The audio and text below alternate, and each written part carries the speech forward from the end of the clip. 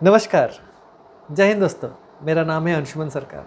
दोस्तों, बांग्लादेश जो है अभी संकट के कगार पे आके खड़ा हुआ है और अगर माना जाए तो उसका जड़ किसे माना जाता है? The great Nobel laureate Mohammad Yunus. जी हाँ दोस्तों, आपने सही सुना। और ये मोहम्मद यूनुस जो है ये एक बहुत ही भयंकर जो है ट्रिपल गेम खेल रहे हैं। जी हाँ दोस्तों, आपने सही सुना। ये एक ट्रिपल गेम खेल रहे हैं। ये गेम खेल रहे हैं चाइना के साथ, उनका एक इकोनॉमिक डील, अमेरिका के साथ सेंट मार्टिन्स आइलैंड को लेके बैक चैनल डिप्लोमेसी, और फिर जो है जो बांग्लादेश के भीतर जितने भी रेडिकल इस्लामिस्ट जो संगठनें हैं और पाकिस्तान से बैक्ड किए गए संगठन हैं, उनका साथ वो दे रहे हैं। तो ये एक तरफ हो गया। दूसरी तरफ क्या कर रहे हैं? वो हिंदू मंदिरों को बुलडोज़र से तोड़ रहे हैं, हिंदुओं पे अटैक कर रहे हैं और जो बांग्लादेश का कॉन्स्टिट्यूशन है उसको रीराइट कर रहे हैं। किसके हवाला देके? जुलाई डिक्लेरेशन का हवाला देके। तो प्रश्न अभी उठ के खड़ा होता है कि क्या मोहम्मद यूनुस जो है बांग्लादेश को टुकड़ों में बेच रहे हैं विदेशी ताकतों को, या ये जो रेडिकल इस्लामिस्ट एलिमेंट्स को? तो ये प्रश्न उठ के खड़ा होता है। तो इस पे मैं अभी विस्तार से चर्चा करूँगा, क्योंकि ना मैंने कहा ना, बांग्लादेश अभी संकट के कगार पे आके खड़ा हुआ है और इसकी सारी चीज़ें सबूत मैं आपके सामने अभी पेश करूंगा। पहले हम शुरू करते हैं मोहम्मद यूनुस का यूएस के साथ क्या चल रहा है। जैसे मैंने कहा कि यूएस के साथ बहुत कुछ चल रहा है। मोहम्मद यूनुस का बैक चैनल डिप्लोमेसी चल रहा है और बहुत कुछ चल रहा है। क्योंकि ना देखिए, यूएस मुझे पता नहीं, याद नहीं आ रहा, मार्को रूबियो ने मोहम्मद यूनुस को कॉल किया था या मोहम्मद यूनुस ने मार्को रूबियो को कॉल किया था। Secretary of state Marco Rubio, जो यूएस सेक्रेटरी ऑफ स्टेट। फिर बातचीत हुई थी। फिर यूनुस ने एक एक्स पे पोस्ट डाला था। क्या डाला था उन्होंने? कि both sides reaffirmed their commitment to Indo Pacific security and economic cooperation. भैया, मुझे नहीं पता इंडो पैसिफिक सिक्योरिटी कोऑपरेशन का मतलब अगर हम ढूंढने की कोशिश करें, भैया बांग्लादेश तो बहुत अंदर है, बे ऑफ बंगाल के ऊपर है, तो उसका क्या रोल है इंडियन ओशन क्रॉस करके उधर का मुझे नहीं पता। लेकिन Indo Pacific security and economic cooperation की जब बात हो रही है तो बहुत सारे सवाल खड़े होते हैं, मैं आगे चल के बताऊँगा। फिर ये तो कर दिया, इसका मतलब उनका चैनल ऑफ डिप्लोमेसी जो चल रहा है। उसके अलावा ये जो यूएस एजेंट जो बैठा है बांग्लादेश के भीतर, बांग्लादेश का NS से बन के, खलीलुर रहमान, वो अभी बीच में गया था ना अमेरिका, वो मिला था क्रिस्टोफर लैंडाओ से। वो क्या था? वो US deputy secretary of state, Marco Rubio का डिप्टी है वो। उसके अलावा वो मिला था assistant US trade representative Brendan Lynch. क्या डिस्कस कर रहा था? ट्रेड नेगोशिएशंस डिस्कस कर रहा था, डेमोक्रेटिक ट्रांजिशन डिस्कस कर रहा था, रोहिंग्या रिपेट्रिएशन डिस्कस कर रहा था, रेसिप्रोकल ट्रेड एग्रीमेंट्स डिस्कस कर रहा था। मुझे नहीं पता है बांग्लादेश का अभी क्या ट्रेड करेगा, क्योंकि उसका RMG जो रेडीमेड गारमेंट मैन्युफैक्चरिंग बिल्कुल ठप पड़ा है। अब क्या वो करेंगे ट्रेड, और तो मुझे नहीं पता अभी बांग्लादेश में रेयर अर्थ्स है या कुछ और, सोने के खदान है या हीरे के खदान है, मुझे तो नहीं पता वो क्या ट्रेड करेगा। अब जो है, मैंने जैसे कहा, जो Indo Pacific security and economic cooperation की बात हो रही है, एक ही चीज़ है। इंडो पैसिफिक रीजन की अगर बात किया जाए तो अमेरिका की कोशिश है कि चाइना को मात देना। कैसे चाइना को मात देना? तो आप लोगों को जैसे याद भी है, मैंने पिछले बहुत पहले जब शेख हसीना थी प्राइम मिनिस्टर, तब मैंने एक वीडियो बनाया था। तब शेख हसीना ने क्या कहा था कि एक गोरा आदमी आया था सेंट मार्टिन्स आइलैंड, उनको हस्तांतर किया जाए, वो उन्होंने कहा था।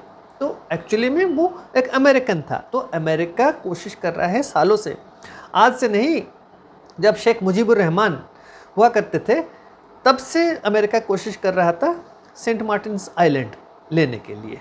तब तो हुआ नहीं। अब जो है, अभी मोहम्मद यूनुस को पता है कि मैं अगर ये जो कैरेट डैंगल करूँ, मतलब ये गाजर अगर खरगोश के सामने ऐसे ऐसे ऐसे ऐसे यूँ यूँ करके दिखाऊं, मतलब अमेरिका का वो खरगोश समझता है मोहम्मद यूनिस, वरना सेंट मार्टिन्स आइलैंड का जो लालच दे के वो ट्रेड डील करवाना चाहता है, तो बहुत सारी चीज़ें बैक चैनली वो कर रहा है। ये इंडो पैसिफिक जो सिक्योरिटी को स्ट्रेंथन कर रहा है, इसका मतलब चाइना के खिलाफ वो अमेरिका का साथ दे रहा है, ये है। तो इससे अगर अमेरिका के साथ वो ये कुछ डील कर पाता है यूनिस, तो उसका क्या लाभ होगा, ये भी तो है ना। क्यों ना यूनिस क्यों डील करेगा अमेरिका के साथ जब वो already he is in talks with China. तो पहली बात, अगर वो अमेरिका के साथ डील करता है तो उसका जो अभी जो वो इंटरिम रिजीम चला रहा है, उसका यूएस का एक लेजिटिमेसी मिल जाएगा। मतलब अभी इंटरिम चीफ वो बना है, तो लाइफ लॉन्ग अगर भी बना रहे तो यूएस कुछ नहीं बोलेगा अगर वो सेंट मार्टिन्स आइलैंड यूएस को दे देता है। इसका मतलब तुम भाई रहो, अपना तुम हो गया काम, अभी तुम इंटरिम चीफ रहो, ज़िंदगी भर रहो, कोई बात नहीं। और ऊपर से क्या होगा, ऊपर से ये होगा कि अमेरिका उसको सारी इकोनॉमिक रिलीफ दे देगा जो भी वो चाहता है। और तीसरा क्या होगा, फिर क्या होगा, चाइना को वो आंखें दिखाएगा, देख भाई मेरे पास यूएस है, तेरे पास कौन है, कुछ नहीं है। तो ये करेगा वो यूएस के साथ, ये इसीलिए वो ही is hobnobbing with the United States. आप लोगों को याद होगा कि मोहम्मद यूनिस जो है वो गए थे मार्च महीने में 2025 ही, इसी साल मार्च महीने में वो गए थे चाइना। अब चाइना गए थे, वहाँ तो बहुत सारी बातें हुई, फिर वो बीजिंग गए। शी जिनपिंग चाइनीज़ प्रेसिडेंट अभी है कि नहीं है पता नहीं है, लेकिन तब तो थे चाइनीज़ प्रेसिडेंट। शी जिनपिंग से मुलाकात की, तो वहाँ मुलाकात के बाद कई सारी एग्रीमेंट्स साइन हुए, फ्रेमवर्क साइन हुआ कि भैया फ्री ट्रेड एग्रीमेंट करेंगे। फिर जो है चाइनीज़ इकोनॉमिक जोन एक क्रिएट होगा चट्टोग्राम में। फिर एग्रीमेंट हुआ कि इंफ्रास्ट्रक्चर बनाएगा चाइना बांग्लादेश के भीतर, हेल्थ केयर मतलब हॉस्पिटल्स वगैरह और हेल्थ केयर फैसिलिटीज़ भी प्रोवाइड करेगा चाइना। और डिफेंस कोऑपरेशन में भी ट्रेड मतलब बातचीत हुई थी, मतलब एग्रीमेंट्स कुछ हुए। अब चाइना ने क्या कहा कि भैया देखो, हाँ मैं तुम्हें ज़ीरो टैरिफ एक्सेस दे दूंगा बांग्लादेशी गुड्स को अंटिल 2028। और फिर उन्होंने कहा कि भैया मैं चाइना का मैन्युफैक्चरिंग जो है जैसे कि सोलर पैनल वगैरह मैं जाके बांग्लादेश के अंदर बनाऊंगा, और रोहिंग्या के रिपेट्रिएशन तुम लोग चाहते हो ना, तो वो भी मैं करूँगा। वो देखिए, इधर अमेरिका के सपोर्ट कर रहा है, अरकन आर्मी को सपोर्ट कर रहा है, उधर चाइना के साथ हॉबनॉबिंग कर रहा है, चाइना उधर उल्टा का सपोर्टर है। तो देखिए the dangerous game he is trying to play. अब फिर मिलिट्री कोऑपरेशन होगा, मल्टी रोल जैसे कॉम्बैट एयरक्राफ्ट वगैरह कुछ खरीदेंगे। अब चाइना को खुश करने के लिए क्या कहा था कि Bangladesh is a guardian of the ocean और भारत का north eastern states land locked है। तो चाइना बड़ा खुश हुआ था, शी जिनपिंग बड़ा खुश हुआ था। और एक चीज़ कहा था उन्होंने जो किसने, मोहम्मद यूनिस ने, कि जो उन्होंने रिजेक्ट किया था modern day slavery quote unquote. ये एक्चुअली में क्या है, ये जो है यूनाइटेड स्टेट्स को आजकल मॉडर्न डे स्लेवरी मतलब यूनाइटेड स्टेट्स की ओर इंगित किया जाता है। तो he tried to pose to the Chinese कि भैया I reject modern day slavery, which means I reject the American model, so it's a sort of defiance to the Americans. तो देखिए द गेम ही प्लेड। अब China से क्या मिला, China से economic investment के भरोसा मिला है, इंफ्रास्ट्रक्चर सपोर्ट का भरोसा मिला है, strategic depth against India's influence. ये क्योंकि ना मैं आगे चल के बताऊँगा क्या हो रहा है। और फिर लॉन्ग टर्म पार्टनरशिप, ये जो एनर्जी सिक्योरिटी मतलब सोलार वगैरह और इंडस्ट्रियलाइजेशन की वादा किया है चाइना, तो ये सारी चीज़ें जो है चाइना से यूनिस को मिला। तो यहाँ तक तो ये है कि यूएस और चाइना की बात तो मैंने कर ली। अब बात करेंगे हम जो है रेडिकल एलिमेंट्स की बात।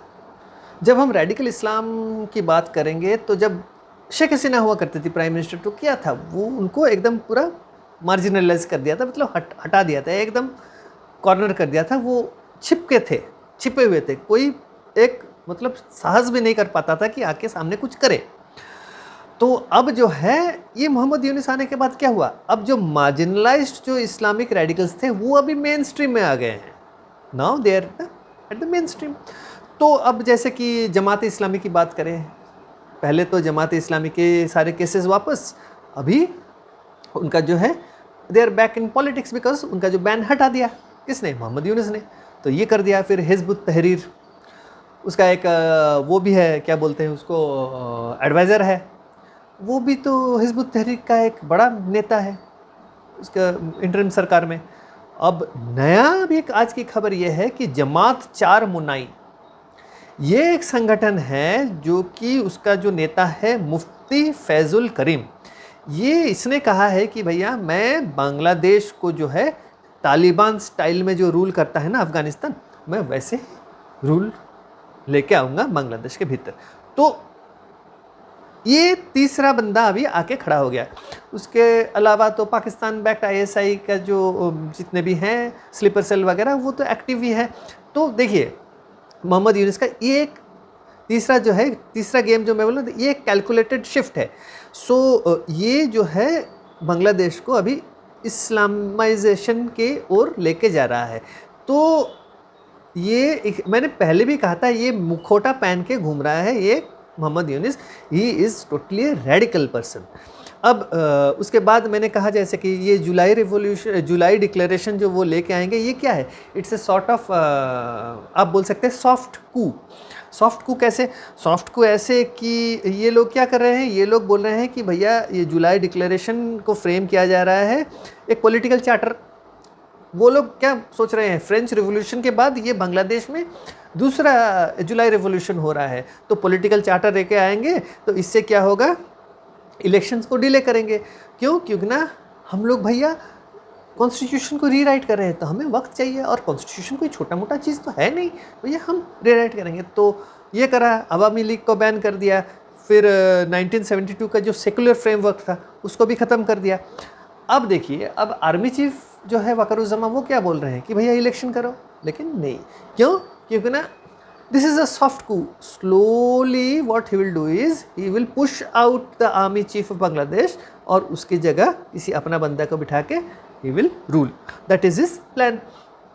और जैसे बोलते हैं ना, हिंदुओं के ऊपर अत्याचार, ये एक बड़ा अच्छा ही शब्द इस्तेमाल किया गया है, हिंदूज़ ऊपर, ये जो पोग्राम बोलते हैं, पोग्राम का मतलब क्या है हिंदी का मतलब ये है कि संगठित नरसंहार जिसे बोलते हैं। ये अभी प्रोसेस जो है जारी है। क्यों मैं बता रहा हूँ, अभी कुमिला में एक वो लोग क्या ना, वो बांग्लादेश नेशनलिस्ट पार्टी के मेंबर मिल के वो एक गैंग रेप किया कुमिला में।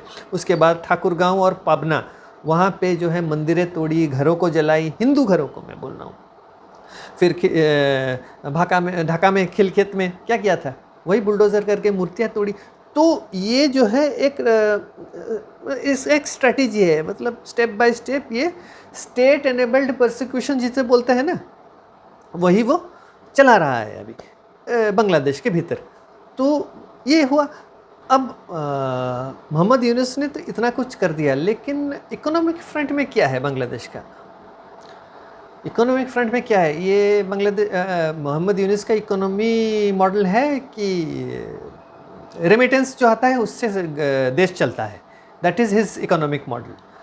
बांग्लादेश रन्स ऑन रेमिटेंसेस, तो ये उसका इकोनॉमिक मॉडल है।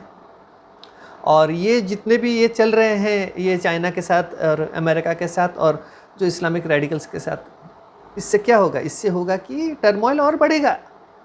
तो इसके चक्कर में क्या होगा, he will by more time and not hold elections. इसका नतीजा कौन भुगतेगा, बांग्लादेश भुगतेंगे, बांग्लादेश के जो आम नागरिक हैं वो भुगतेंगे। क्यों, क्योंकि ना बांग्लादेश का इकोनॉमिक कोलैप्स जो है वो तय हो जाएगा। क्यों, क्योंकि ना if you don't declare elections, IMF जो है वो $4.7 बिलियन का जो एड देने वाला था उसको फ्रीज कर देगा। और अब जब इलेक्शंस नहीं होगा, कोई एक सरकार नहीं आएगी, तो इससे क्या होगा, फॉरेन डायरेक्ट इन्वेस्टमेंट, ये जो जापान बोल रहा है, चाइना बोल रहा है, भैया ये इंटरिम सरकार के भरोसे कोई इन्वेस्ट नहीं करेगा। They are only waiting and watching, they are only playing with Yunus, like Yunus is playing with them, they also know how to play with Yunus because they are in power for long. Yunus जुम्मा जुम्मा 10 महीना हुआ है power में है, 10-11 महीने हुआ है। तो ये है।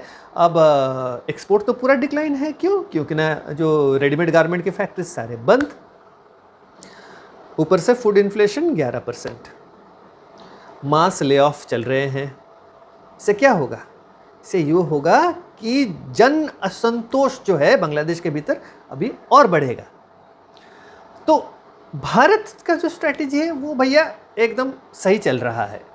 भारत का स्ट्रैटेजी, अभी भारत का स्ट्रैटेजी ये होगा कि देखिए, बहुत सारी बातें करी हुई है, north east is land locked वगैरह, तो हमने तो अपना जो अल्टरनेटिव रूट्स वगैरह जो है कनेक्टिविटी सारी तय कर लिए हैं। अब सही चल, अब भारत के लिए थ्रेट पर्सपेक्टिव बढ़ गया है, क्योंकि ना they are actually aligning militarily with Pakistan, aligning militarily with China. तो अभी एयर बेसेस बनाना या एयरपोर्ट्स बनाना जो भी है भारत के जो नज़दीक सटा हुआ बॉर्डर पे, तो भारत भी कोई तो चुप नहीं बैठेगा, ऐसे तो बैठ के देखेगा नहीं। भारत ने भी शुरू कर दिया है अपना, जैसे कि त्रिपुरा का हमारा जो एयरबेस, क्या नाम है उसका मैं भूल रहा हूँ, कैलाश शहर एयरबेस जो त्रिपुरा में है, वो अभी ऑपरेशनल हो गया है। और दूसरे तरह के, जैसे कि हमने ट्रेड को लेके, अभी देखिए हम लोगों ने तो अभी ट्रेड अभी अलाउ करा हुआ है, तुम अभी नवा सेवा पोर्ट से लेके जब भेज सकते हो अपना सामान, ये तो है। अब कल को अगर हम प्रेफरेंशियल ट्रेड एक्सेस जो है बांग्लादेश का हम बंद कर देते हैं, जो भी है हम सस्पेंड कर देंगे पूरा, वो हम कर सकते हैं। ऊपर से ये अभी क्या है, अभी चाइना के साथ मिलके, पाकिस्तान के साथ मिलके और टर्की के साथ मिलके ये कोई एक नया ग्रुप शुरू करने की कोशिश कर रहा है, बांग्लादेश उसमें शामिल है। तो अब बांग्लादेश अगर सोच रहा है कि भारत को आइसोलेट कर सकता है, भैया तुम इतने से हो, तुम अगर सोच रहे हो कि किसी दूसरे देशों के साथ मिलकर भारत को आइसोलेट करोगे, तो क्या भारत तुम्हें आइसोलेट नहीं कर सकता है? भारत का डिप्लोमेसी जो है वो आज का नहीं है भैया। तो Bharat will also take adequate steps, reciprocal steps against Bangladesh, ये बात है। और ऊपर से हमारे आस पड़ोस के जितने छोटे देश हैं जो चाहते हैं बांग्लादेश के साथ ट्रेड करने के लिए, भैया तुम ट्रेड कर सकते हो उनके साथ, तो फिर ठीक है, भारत को भूल जाओ, करो उसके साथ ट्रेड।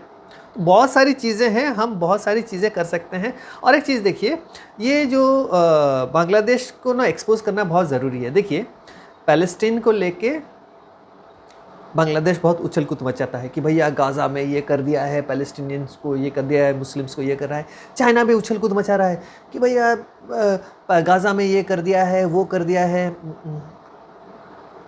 और रोहिंग्या के साथ ये हो रहा है, उनको भेजना चाहिए, म्यांमार अत्याचार कर रहा है। उसी तरह से चाइना भी बोल रहा है कि हाँ मैं तुम्हारी मदद करूँगा। भैया इनका जो डबल स्टैंडर्ड्स है ना, इसको एक्सपोज करना चाहिए। कहीं आप लोगों ने सुना है कि ये बांग्लादेश बोल रहा है चाइना को कि भैया तुम युगर मुसलमानों के ऊपर इतना अत्याचार क्यों कर रहे हो, तुम उनको नमाज पढ़ने क्यों नहीं दे रहे हो, तुम उनको रोज़ा रखने क्यों नहीं दे रहे हो? ये तो कभी नहीं। तो ये जो बांग्लादेश का डबल स्टैंडर्ड है ना, इसको एक्सपोज करना ज़रूरी है। इसी तरह से पाकिस्तान का डबल स्टैंडर्ड जो है, इसको एक्सपोज करना ज़रूरी है कि ना बहुत हो गया यार, चाइना बहुत गेम खेल रहा है और ये बांग्लादेश ना बहुत उछल कूद मचा रहा है। तो ये एक है। तो इनका जो हिपोक्रेसी जिसे बोलते हैं, इसको हमें अभी वो करना है, एक्सपोज करना है इनका दोस्तों। और अब जो है ये हमने तो इसका मोहम्मद यूनिस का देख लिया कि ट्रिपल गेम क्या है। अब ये ट्रिपल गेम मोहम्मद यूनिस के ऊपर उल्टा भारी पड़ सकता है। कैसे भारी पड़ सकता है? देखिए, वो यूएस के साथ एक स्ट्रेटेजिक वो कर रहा है कि भैया देखो, मैं तुम्हें सेंट मार्टिन्स आइलैंड दूंगा, तुम मुझे लेजिटिमेसी दो, मैं तुम्हें सेंट मार्टिन्स आइलैंड दूंगा, तुम मुझे इकोनॉमिक स्टेबिलिटी दो। तो ये करेगा। अब $36 ट्रिलियन का वो अभी घाटे में चल रहा है यूएस। अब तुम्हारी मदद करने आएगा वो। डॉलर का क्या हाल हुआ है? 1973 के बाद डॉलर अभी इतना गिरा है। तो जैसे कि शेख हसीना ने कहा था ना, ये Mohammad Yunus he is selling the country, ये सही बात है। अब जो है, अगर सेंट मार्टिन्स आइलैंड में यूएस ट्रूप्स, फुट सोल्जर्स आके खड़े हो गए ना, बहुत बड़ा ये एक जियो स्ट्रेटेजिक प्रॉब्लम क्रिएट करेगा। ये for this Bangladesh this will start, and इससे क्या होगा, चाइना और रशिया खड़े हो जाएंगे। बहुत बड़ा, ये कोल्ड वॉर के बाद सबसे बड़ा प्रॉब्लम क्रिएट करेगा अगर ये बांग्लादेश ये करता है। और दूसरी तरफ से अगर चाइना के साथ वो ट्रेड करता है तो इससे क्या होगा, चाइना का दूसरा गेम होता है। चाइना क्या बोलता है कि भैया देखो, तुम हमारे साथ ट्रेड करोगे तो हमें तुम्हारा पोर्ट चाहिए होगा, तुम्हारा एयर बेसिस चाहिए होगा। तो नेवल पीएलए का बोलेगा कि पीएलए का मैं एक नेवल बेस बनाऊंगा, पीएलए का एक मैं एयर बेस बनाऊंगा, तो ये होगा। तो ये भी हो सकता है। और ऊपर से क्या होगा, इसके जो जिहादिस्ट के साथ इतना घुलना मिलना है, तो बांग्लादेश को क्या करेगा, बांग्लादेश को एक जो है जिहादिस्ट नेटवर्क का जो एक स्टेट बना के रख देगा। जैसे कि हम देख रहे हैं अभी तालिबान हो या आईसिस सीरिया हो, तो क्या है, एक जिहादी बैठा हुआ है ऊपर। तो इस तरह से बांग्लादेश बन सकता है। और इससे क्या होगा, अब ये जब हो जाता है तो बांग्लादेश का क्या होगा, बांग्लादेश का इकोनॉमिक कोलैप्स तय है। और ऊपर से सिविल अनरेस्ट, जैसे कि आपका हिंदुओं पे अत्याचार होगा। फिर ये जो रेडिकल मुस्लिम्स हैं और मिलिट्री के बीच घमासान होना तय है, सिविल वॉर होना तय है।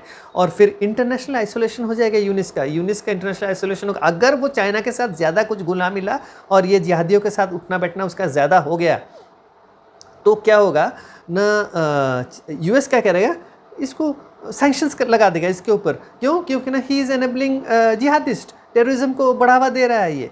तो इससे देखिए, डोनाल्ड ट्रंप जो है, इसका जो सेकंड टर्म जो है उनका एडमिनिस्ट्रेशन में, वो ही इज़ बिकम अनप्रेडिक्टेबल टोटली। तो ऑलरेडी मोहम्मद यूनिस जो है, he had funded the opponents against Donald Trump, मतलब डेमोक्रेट्स को उन्होंने पैसे दिए थे डोनाल्ड ट्रंप को हराने के लिए। तो डोनाल्ड ट्रंप वो चीज़ भूले नहीं है। ऊपर से उनका जो इतना बड़ा एक फैला रखा है ना साम्राज्य, ग्रामीण बैंक, ग्रामीण टेलीफोन वगैरह जो भी है, एनजीओ, वो सारे स्क्रूटिनी के लिस्ट में आ जाएंगे। और इससे एक चीज़ होगा ये कि either he may be arrested or his regime will be overthrown, जैसे कि उन्होंने शेख हसीना का किया था। तो he may either flee or get arrested and put behind bars. तो ओवरऑल ये जो हम बोलेंगे, ये मोहम्मद यूनिस का जो ट्रिपल गेम डिप्लोमेसी है ना, ये बहुत ही भयंकर है। कल को अगर कुछ होता है तो ये वोलेटाइल ट्रायंगल जिसे बोलते हैं ना, वो किसी भी किसी भी टाइम वो इम्प्लोड कर सकता है, वो फट सकता है। तो इससे क्या होगा, ये देखिए, भारत के लिए प्रॉब्लम होगा। क्यों ना, ही इज़ क्रिएटिंग न्यूसेंस, इसका न्यूसेंस वैल्यू मोर है rather than peace and security के बारे में सोचना। तो ये जब तक मोहम्मद यूनिस है, बांग्लादेश तो ऑलरेडी जा चुका है, मतलब Bangladesh is already sold off बोल सकते हो। आगे अभी क्या होने वाला है, that will create a lots of problem in the Indian Ocean region. So we need to be Bay of Bengal, Indian Ocean region. तो भारत का जो है, भारत का भी बहुत ही carefully we need to negotiate with the Americans, क्योंकि ना अमेरिकन्स फेल टू अंडरस्टैंड कि Yunus is never there man, Yunus is with China playing the Americans. तो they should be very careful. और भारत को भी बता देना चाहिए कि भैया देखो, सेंट मार्टिन आइलैंड्स को लेके कोई कुछ नहीं करना, क्यों ना भारत को खतरा है। So Bharat should also stand strong in this. तो यही सब था। तो देखते हैं आगे क्या हो रहा है, ये कुछ ही हफ्तों में हमें पता चल जाएगा। ये जब ट्रेड डील वगैरह जब अमेरिका सब कर लेगा, सेटल कर लेगा, 9 तारीख के बाद ही सब पता चल जाएगा। तो आगे हाउ सिचुएशन अनफोल्ड्स, वो देखना ज़रूरी है। तो इसी के साथ मैं इस वीडियो को यहीं समाप्त करता हूँ। तो अगर आपको वीडियो अच्छा लगा है तो वीडियो को ज़रूर लाइक करें और चैनल को सब्सक्राइब करना ना भूलें। जय हिंद, नमस्कार।